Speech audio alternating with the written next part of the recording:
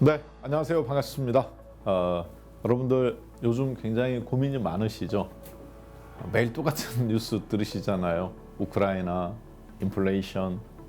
자, 그런데 그 부분에 대해서 제가 어떤 관점으로 주식을 하는 사람들이 그것을 바라봐야 되는지 한번 여러분하고 함께 다른 관점 속에서 그 현상을 보도록 하겠습니다.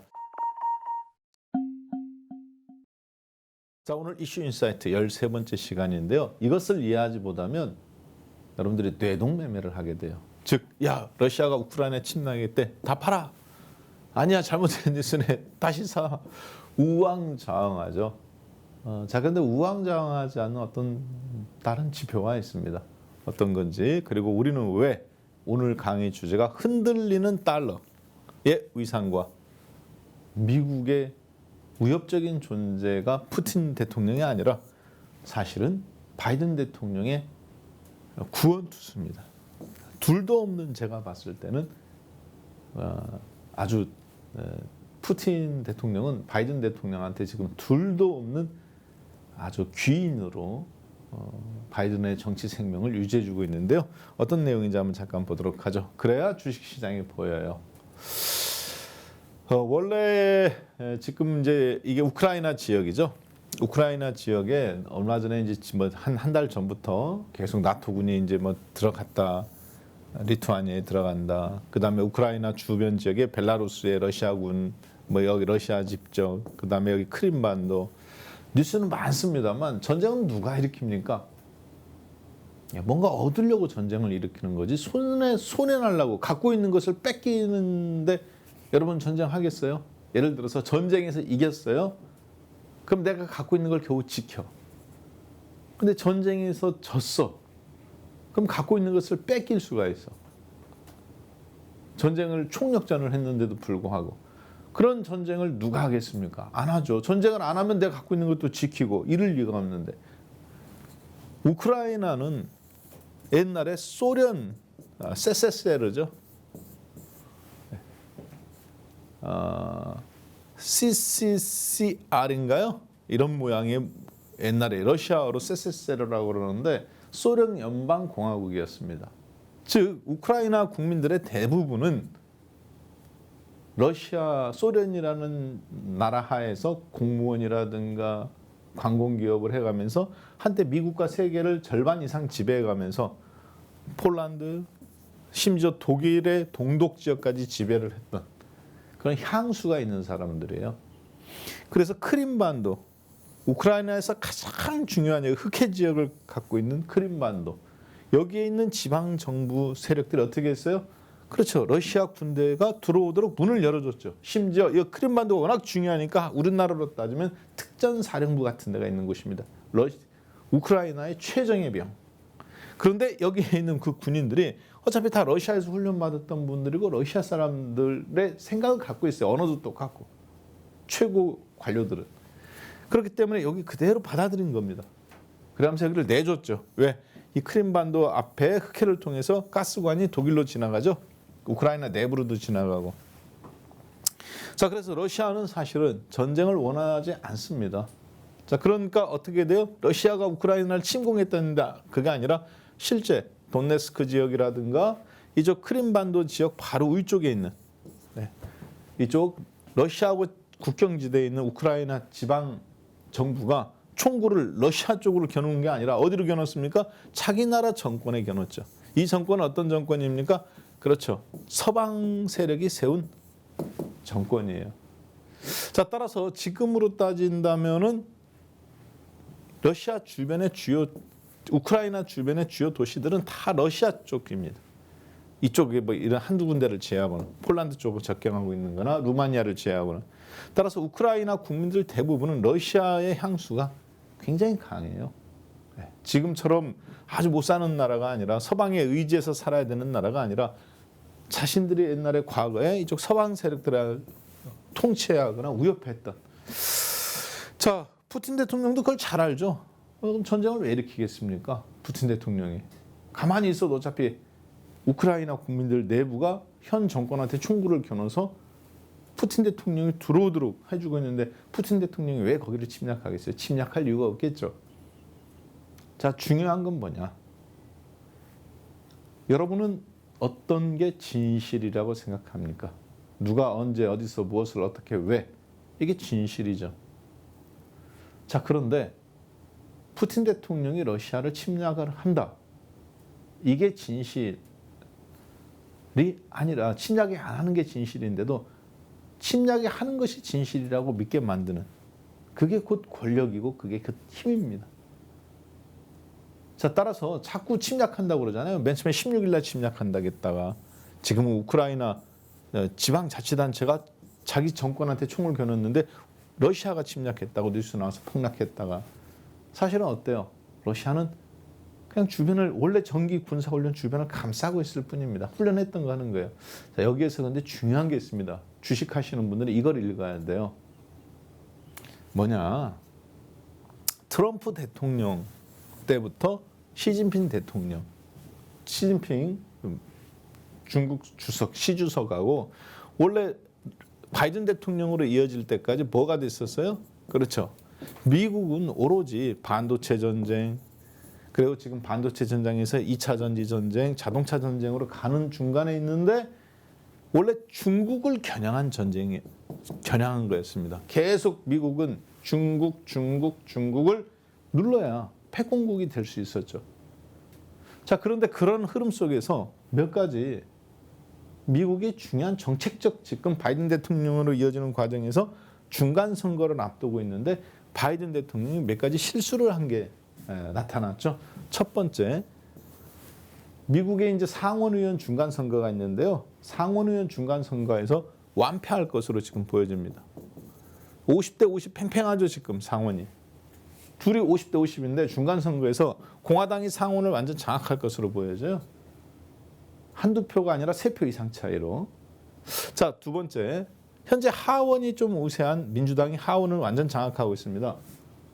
자, 근데 심지어는 하원까지도 넘겨받을 수도 있는. 그러면 바이든 대통령은 앞으로 임기 3년 동안 어떻게 될까요?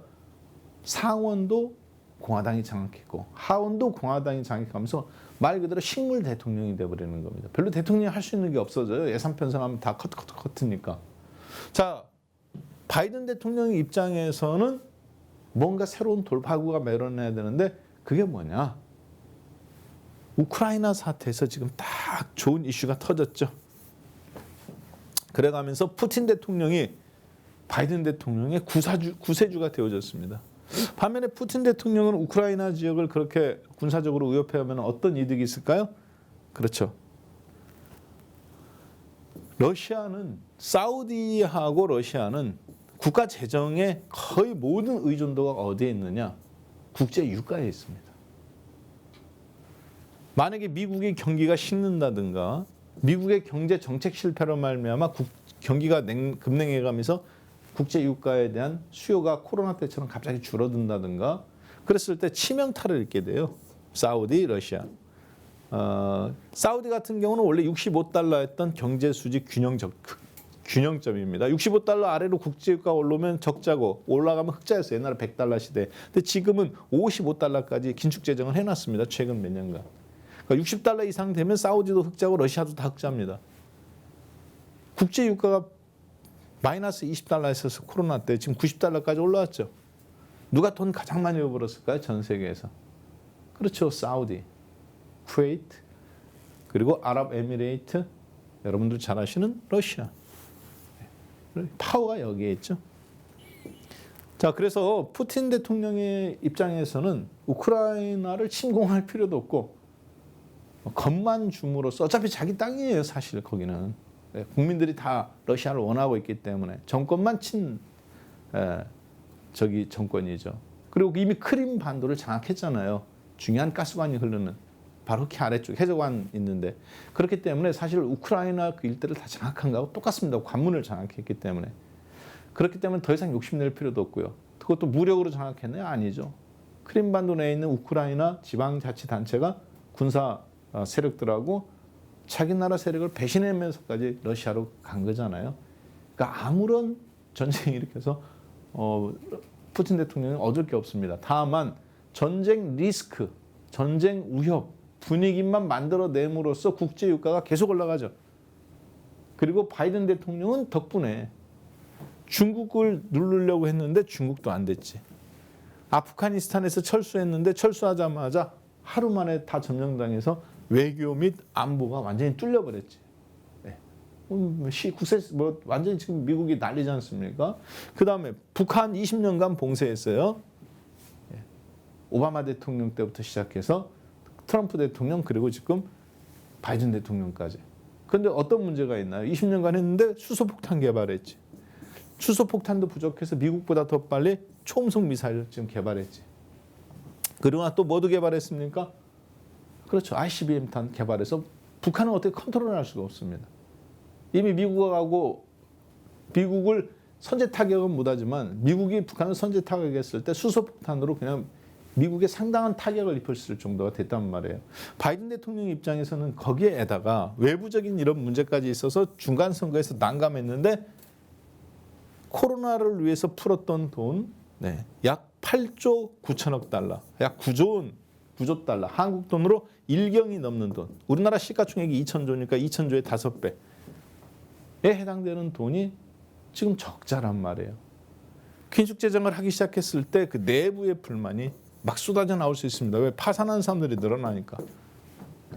결국은 FRB를 통해서 펼쳤던 미국의 재정정책, 막 찍어냈던 국공채 가격이 폭락할 가능성이 있죠. 달러가 위상이 흔들릴 수가 있단 말이에요. 자, 그 지금 중간에서 잠깐 넘어가는 타이밍에 뭔 현상이 있느냐. 저 우크라이나 사태가 정말 너무 바이든 대통령한테는 구세주, 하늘이 무너져도 솟아날 구멍이 있다처럼 나타나기 시작한 거예요. 즉 그동안 중국을 겨냥해서 싸웠던 모든 이슈에서 돌파구가 없었고 내부적인 정책 실패, FRB의 지금 사실 정책 실패거든요. 일시적인 인플레이션인데 일시적인 인플레이션이 아니잖아요. 돈은 쏟아부어서 경기는 살아나고 있지만 이게 지속되기 돈을 조금 펴서려니까 주가가 출렁출렁거리죠. 경기도 그렇고 위축되니까. 자, 그런 불안감들이 있는데 우크라이나 사태로 뭐가 변경됐어요? 그렇죠. 시선 변경. 대항마가 중국에서 러시아 쪽으로 지금 시선 변경했어요. 푸틴 대통령이 사실 카운터 파트너가 되어준 거죠. 누구를 위해서? 바이든 대통령을 위해서. 내부 불만, 체제 불만들을 인플레이션, 금리 인상 이런 악재들이 내부 불만들이 지금 잠깐 소멸됐습니다. 정책 실패의 사실은 고백을 막 하려고 했는데 푸틴 대통령이 잠깐 좀 있으면 너 중간 선거지. 정책 실패 고백하는 순간 너 큰일 난다. 내가 시간 좀 벌어줄게. 그래가면서 국제유가는 올라가고 바이든 대통령은 일단 이런 분위기를 계속 중간 선거 때까지 끌고 가가면서 피해를 최소화시키려고 하는 노력들. 자, 문제는 뭐냐? 이거를 우리가 주식시장으로 바라봤을 때는 한마디로 우크라이나가 전쟁한다든가 러시아가 뭐 그런 문제가 아니라요. 이렇게 보셔야 됩니다. 그동안 바이든 대통령을 중심으로 해서 코로나를 극복하기 위해서 펼쳐졌던 각종 금리 인하부터 시작해서 일경이라는 돈을 쏟아부은, 즉 약 9조 달러 정도의 국공채를 막 찍어낸 거잖아요. 코로나 극복 예산 4조 7천억 달러. 그리고 인프라 투자 법안 1조 2천억 달러. 거기에다가 3조 4천억 달러를 요청했는데 이게 지금 무산돼서 1조 7천억 달러로 줄어들었긴 했습니다만 이게 이제 통과되느냐 마느냐 앞두고 있는데 어쨌든 재정 적자 그동안 누적되었던 게 재무제표상으로 8조 7천억 달러예요. 약 9조 달러. 미국이 한국 돈으로 1경입니다. 우리나라 GDP의 5배예요. 시가총액의 5배이기도 하고 2천조에. 자, 그랬을 때 코로나 때 103달러에서 90달러까지 급락 나왔던 달러 인덱스입니다. 즉 1달러를 바꾸기 위해서 유로화 50%, 뭐 엔화 10몇 %, 총 6개로 구성된 다국적 화폐를 하나의 지수 100으로 만들고 옛날에 만들어서 한 건데 103이었던 달러가 즉 1달러를 받기 위해서 네 돈 103개 줘 했는데 지금 코로나 때 얼마까지 떨어졌느냐? 코로나 이후에 2021년도에 89까지 떨어졌다가 92 커트라인도 살짝 깼었죠.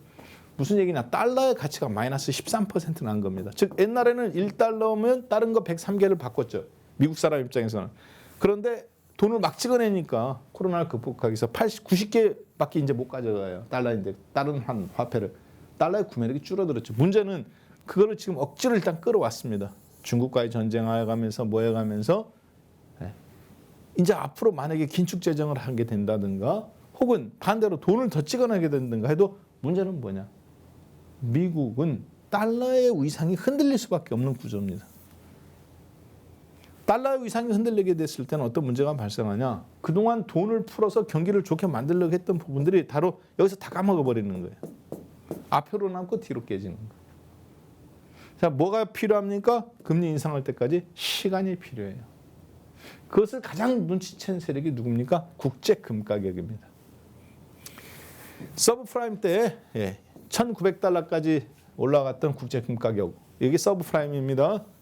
500달러에서부터 서브프라임 전으로 들락날락하다가 700달러에서 1,900달러까지. 그리고 이제 다시 밀렸다가 최근 들어서 2, 3년 사이에 금 가격이 2,000달러까지 지금 돌파가 나왔었죠. 그리고 코로나 때 다시 돌파가 나오려던 참에 미국 정부의 소위 해서 좀 누룩이죠. 왜?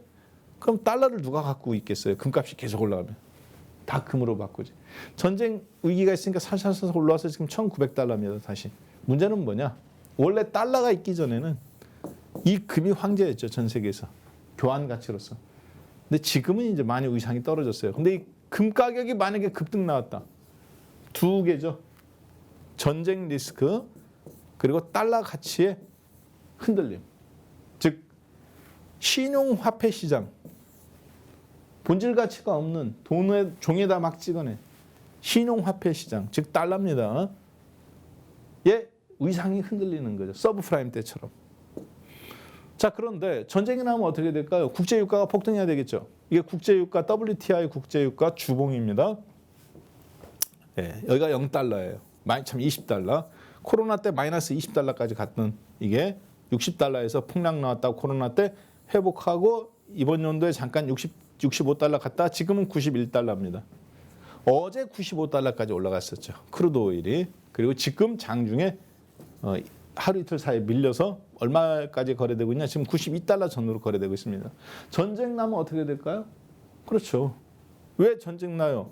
크림반도에서 우크라이나 아래 크림반도에서 우크라이나 지역에서 가스관이 거기를 통과해서 독일로 들어가고 우크라이나 땅으로 또 통과해서 독일로 들어가고 유럽이 러시아에 대한 에너지 의존도가 적게는 20%에서 많게는 60%까지가 되는데 특히 프랑스, 독일이 40%란 말이에요.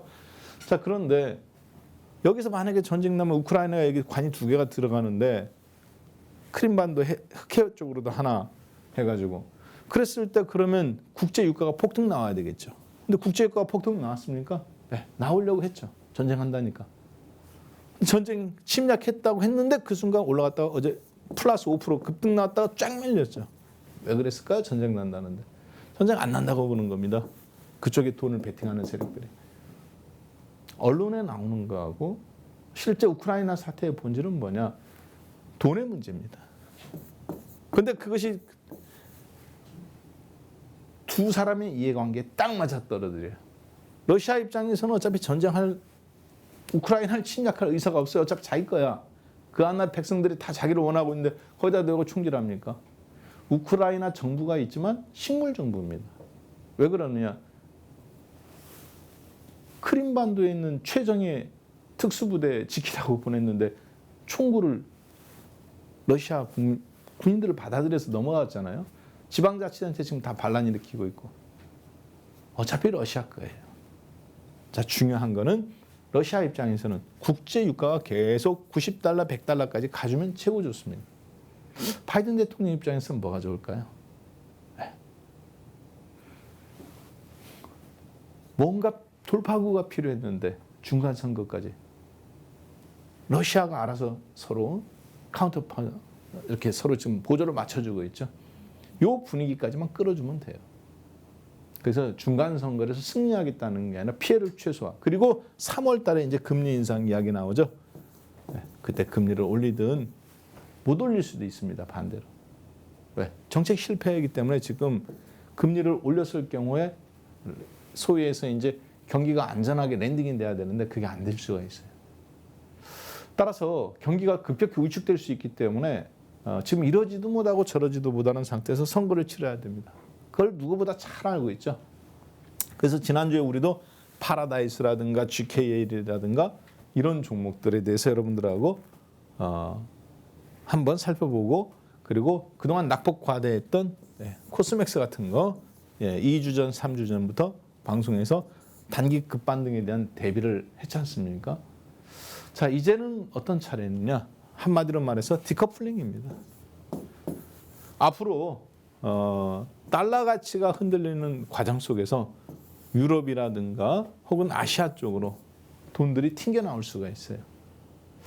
자, 그렇기 때문에 그동안에는 국내 증시나 아시아 증시 못 갔는데 미국 증시만 움직이는 현상이 나왔는데 그것은 달러 가치의 안정화를 기반으로 한 현상입니다.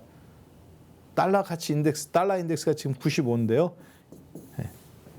전쟁이 일어난다면 금값도 올라가야 되고 국제 유가도 올라가야 되는데 국제 유가는 못 올라가고 금값만 올라간다는 것은 전쟁 가능성 때문에 금값과 국제 유가가 올라간 거고 주가는 떨어진 게 아니라 달러 가치에 대한 즉 달러 인덱스에 대한 달러의 위상에 대한 저는 불신이라고 보고 있습니다. 그래서 엄밀한 의미에서 보면 우크라이나 사태나 이런 뒤에 사실은 미국의 고민, FRB의 인플레이션 정책 실패, 그리고 대중국 봉쇄 정책의 실패, 그리고 중국이나 북한이나 아프가니스탄 같은 이런 나라들에 대한 어떤 외교적인 정책 실패, 그 뒤에 흔들리기 시작하는 달러의 위상. 코로나 때 겨우 4조 7천억 달러 찍지도 않았는데 찍어내기 시작하니까 양적완 하니까 달러 가치가 아까 보셨지만 인덱스가 103에서 89까지 마이너스 14%가 폭락했어요. 앞으로 이런 흐름이라면 달러는 80까지도 떨어질 수도 있다고 저는 봅니다. 즉 20% 미국도 아마 그런 부분들이 굉장히 고민일 거예요. 자, 따라서 대한민국은 이번 연도에 환차익을 노린 자금이 대거 유입되느냐. 그것이 이제 쉽게 얘기하면 디커플링으로 현상으로 나오는 거고 여러분들이 그래서 지금 어떤 주식을 계속 해야 될지 말할지 고민할 겁니다.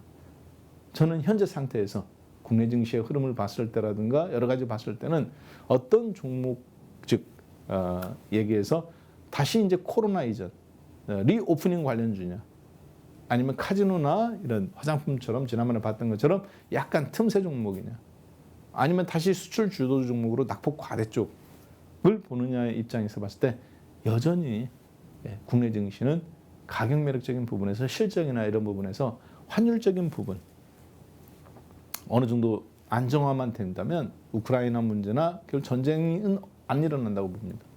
그리고 보셨다시피 미국이 큰 정책 실패만 있지 않다면 이 정도 주가 흐름이라면 나스닥도 그렇고 국내와 충분히 디커플링이 나타나가면서 현 시점에서 여러분들이 조금 힘들 수는 있겠습니다만 그렇다고 해서 지금 상태에서 완전히 시장을 뭐 버리고 나가는 형태 그게 가장 어리석은 형태라고 봐요. 왜냐 이런 흐름이 장기 박스권 흐름이 나타날 수는 있습니다. 그렇지만 또 종목들은 순환매가 나오거든요.